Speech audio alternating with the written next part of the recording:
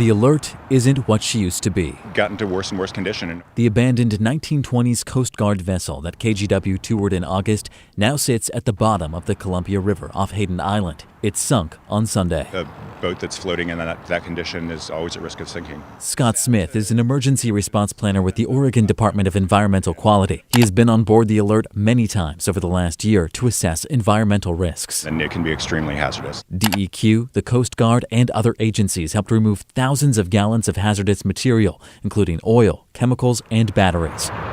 So now that the Alert has sunk, they say it's not leaking significant pollution into the river. Absolutely concerned. Leanne O'Neill with the Oregon Department of State Lands says the Alert is just one example. A big growing problem across Oregon. Derelict boats litter state waterways, and ones like the Alert and its neighboring tugboat, the Saccharissa, often have transient people on board. There is no easy solution. Each boat can cost $1 million to remove, and now the Alert is sunk, taxpayers are left with a bigger bill. Double or quadruple the costs. Everybody knows we want to get these boats out of the water. Lieutenant Lisa Siebert says the Coast Guard already spent about $300,000 to remove hazards on board these ships and doesn't have the means to raise and remove this one. It's setting a bad precedent to have to do that for every vessel all over the United States in the future. To see the state of the Alert now, how do you feel? It's a shame it ran its life's course. So where is the owner?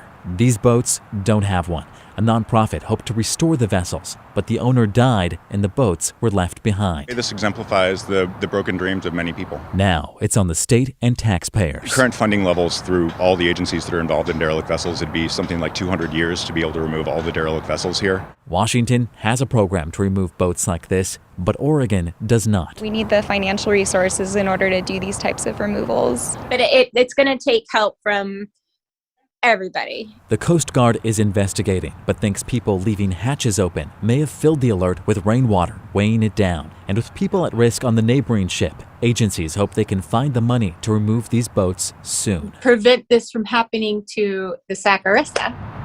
Once proud ships, not what they used to be.